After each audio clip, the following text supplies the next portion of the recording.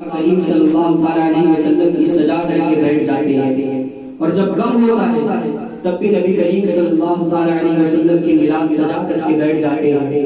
تو ہم ان سے صرف اتنا کہتے ہیں کہ جو ہمیں خوشی حاصل ہوتی ہے وہ بھی گنبد خضرا والے کے صدقے سے حاصل ہوتی ہے، اور جو غم ہمیں ملتا ہے اس غم کا علاج بھی ہمیں گنبد خضرا والے کے در سے ملا کرتا ہے۔ اس لیے ہم ان محفلوں کا انعقاد کرتے ہیں، یہ محفلیں سجاتے ہیں۔ تو حضرات محترم، آج ہم ہو یا آپ ہو، کوئی بھی ہو، سب کو موت سے ڈر لگتا ہے۔ زیادہ تر لوگ دیندار ہو یا دنیا دار ہو، کسی کو موت نہیں چاہیے، سب کو موت سے ڈر لگتا ہے۔ لیکن اگر دلوں میں ایمان ہے اور انسان سچا عاشق رسول ہے تو پھر اس کے نزدیک زندگی سے بہترین چیز کا نام موت ہے۔ اس کی وجہ یہ ہے کہ زندگی ہوگی تو ماں باپ کا قرب ہوگا، زندگی ہوگی تو بھائی بہن کا قرب ہوگا، زندگی ہوگی تو بیوی بچوں کا قرب ہوگا، لیکن موت ہوگی تو اللہ اور اس کے رسول کا قرب ہوگا۔ کوئی بھی عبادت انسان اس مرتبے پر نہیں لے جاتی جہاں موت لے جاتی ہے، کسی بھی عبادت سے انسان اس مقام پر نہیں پہنچتا جہاں موت لے جاتی ہے۔ انسان دنیا کے اندر کتنی بھی عبادت کر لے لیکن وہ نبی کریم صلی اللہ علیہ وسلم کی زیارت نہیں کر سکتا۔ لیکن اگر انسان مر کر کے قبر میں جاتا ہے، نیک ہو یا بد، آقا کریم صلی اللہ علیہ وسلم اس کو اپنی زیارت سے نوازتے ہیں۔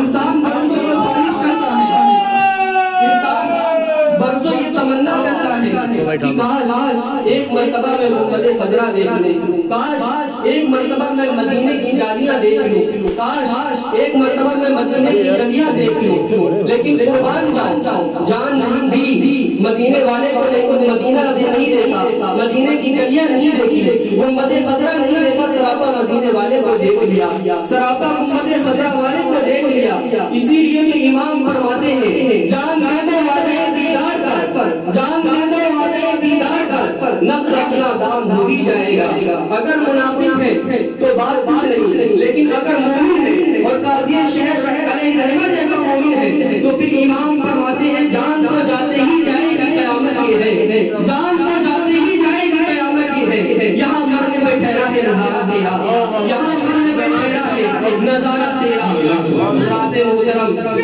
الموت جسم یوسف حبیب الحبیب، موت ایک پل ہے جو حبیب کو، جو محب کو اپنے حبیب سے ملا دیتی ہے۔ اور ایک خاص بات اور عرض کر دوں کہ ہمارا شہر کانپور ہے، ہمارا وطن کانپور ہے۔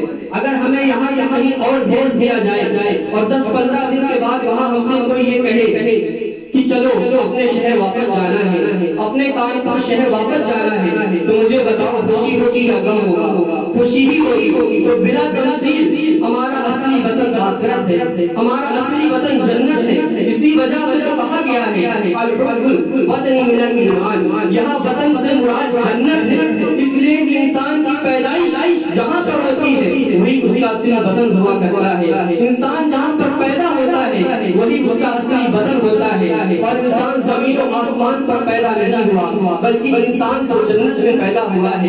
ہمارے باپ حضرت آدم علیہ السلام کو جنت میں بنایا گیا ہے، تو ہمارا اصلی وطن جنت ہے۔ لیکن ہمیں اپنے وطن سے ڈر لگتا ہے، ہم موت نہیں چاہتے، ہم اپنے وطن نہیں جانا چاہتے۔ یہاں جتنی ٹینشن ہے، یہاں جتنی پریشانی ہے، پردیش اپنے وطن میں کوئی پریشانی نہیں ہوتی، اس لیے کہ پردیش میں انسان کو پریشانی ہوتی ہے لیکن اپنے وطن میں کوئی پریشانی نہیں ہوتی، اپنے وطن میں سکون ہوتا ہے۔ لیکن انسان کا حال یہ ہے کہ آج ہم کافر کی موت کو دیکھ کر کے ہکا بکا رہ گئے۔ دراصل موت کا تصور ہی ہمارے سامنے ایسا پیش کیا گیا کہ ہم نے موت سے محبت نہیں کی، موت مانگی بھی نہیں جاتی لیکن موت بھول بھی نہیں ہوتی۔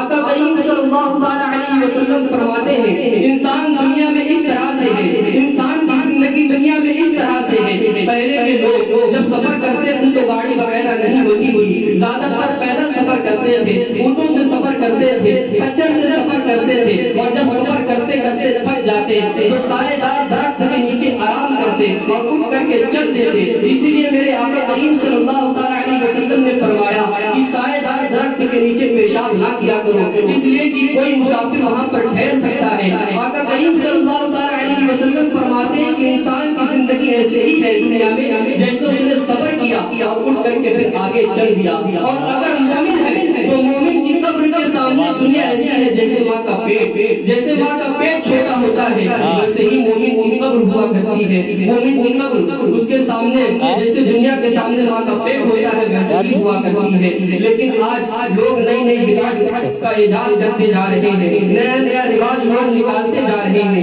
قبر کو کشادہ بولتے ہیں. لیکن سیدنا فاروق اعظم فرماتے ہیں کہ میری قبر کو کشادہ مت کھودنا, اس لیے کہ اگر اعمال اچھے نہیں ہیں اور کمرے کے برابر بھی قبر کھود لو تو وہ قبر آپ کے پسلیوں کو چکنا چور کر دے گی. اور اگر آپ کے اعمال اچھے ہیں اور آپ کو گٹر کے کنارے بھی دفن کر دیا گیا تو وہ جنت کے باغوں میں سے ایک بات بن جائے گی. اس لیے تو سیدنا فاروق اعظم فرماتے ہیں کہ میری قبر کو کشادہ مت کھودنا بلکہ اتنی سنت ہے اتنا ہی کھودنا, اس لیے کہ سنت کے مطابق کھودو گے تو یہی میرے لیے بھی بھلائی ہے, یہی میرے نجات کا ذریعہ ہے. اگر میرا اللہ مجھ سے راضی ہے تو میری قبر کا حد نگاہ کشادہ ہوگی. اور اگر مومن دنیا سے گیا ہے, اگر ایمان پر دنیا سے خاتمہ ہوا ہے تو پھر نبی کریم صلی اللہ علیہ وسلم قبر میں آئیں گے. اور اگر نبی کریم صلی اللہ علیہ وسلم قبر میں آئیں گے تو پھر وہ قبر جنت کے باغوں میں سے ایک باغ بنی جائے گی. اس لیے آقا کریم صلی اللہ علیہ وسلم کی سنتوں پر ہم سب کو عمل کرنا چاہیے.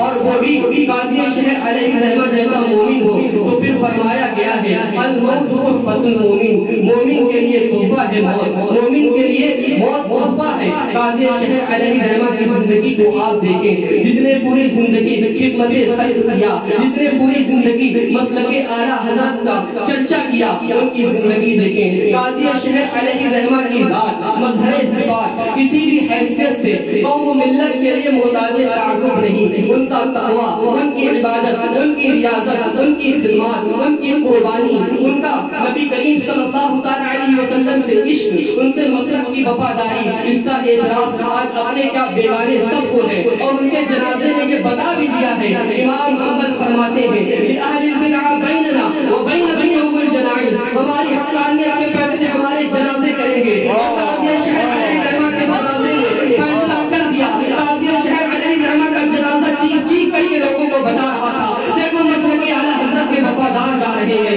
دیکھو مسلک کے وفادار جا رہے ہیں, دیکھو نبی کے سچے غلام جا رہے ہیں, دیکھو نبی سے سچے عاشق جا رہے ہیں, دیکھو صحابہ اور اہل بیت سے سچی محبت کرنے والے جا رہے ہیں. اسی لیے وہ امام فرماتے ہیں اہل سنت کا ہے میرا پاک, اصحاب حضور نظم ہے اور نام ہے حضرت رسول اللہ کی.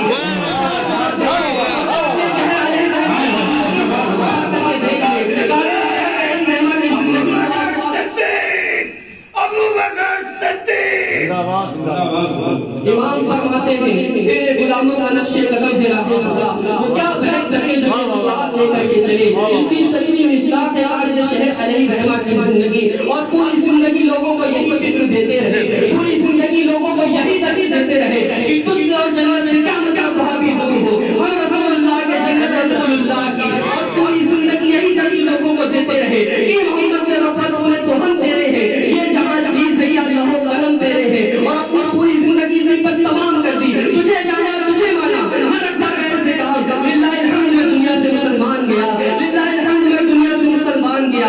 قاضی شہر علیہ الرحمہ کے دل میں عشق تھا, محبت رسول تھا, اسی وجہ سے ان کا چرچا ان کے جانے کے بعد بھی ہو رہا ہے. اپنے کیا بیگانے ان کی تعزیت کا پروگرام کر رہے ہیں, ان کا چرچا کر رہے ہیں. اور کیوں نہ ہو, اللہ تبارک و تعالی نے قرآن مقدسہ میں ارشاد فرما دیا ہے فَذْكُرُونِي أَذْكُرْكُمْ, تم میرا ذکر کرو ہم تمہارا چرچا کریں گے. اور کیوں نہ ان کا چرچا ہو, انہوں نے پوری زندگی خدمت لوگوں کی ہے, انہوں نے پوری زندگی مسلک کا ساتھ نہیں چھوڑا ہے, مسلک کے وفادار رہے ہیں, مرکز کے وفادار رہے ہیں. ان کی خدمات کو, ان کی قربانیوں کو فراموش نہیں کیا جا سکتا. رات کا اندھیرا ہو, دن کا اجالا ہو, کہیں بھی قوم کو ضرورت پڑی ہے فوراً اس کی مدد کے لیے پہنچے ہیں, فوراً اس کی مشکلوں کو حل کرنے کے لیے پہنچے ہیں. میں نے تو جب سے بہت سنبھالا ہے, قاضی شہر علیہ الرحمہ کی خدمت کرتے دیکھا ہے, لیکن مجھ سے جو پرانے لوگ ہیں, حضرت حافظ و قاری نوشاد ازہری صاحب موجود ہیں اور بھی دیگر لوگ موجود ہیں, ان سے آپ پوچھیں کہ ان کی خدمات کانپور شہر کے اندر کس طرح سے ہے, انہوں نے مسلک کا کام کس طرح سے کیا ہے. اور آپ کبھی زیادہ دور نہ جائیں, NRC کا جو معاملہ ہوا,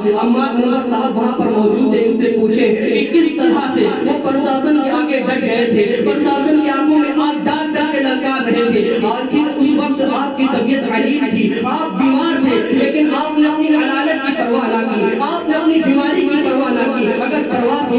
کی پرواہ تھی، اگر پرواہ تھی تو قوم کے نوجوانوں کی پرواہ تھی۔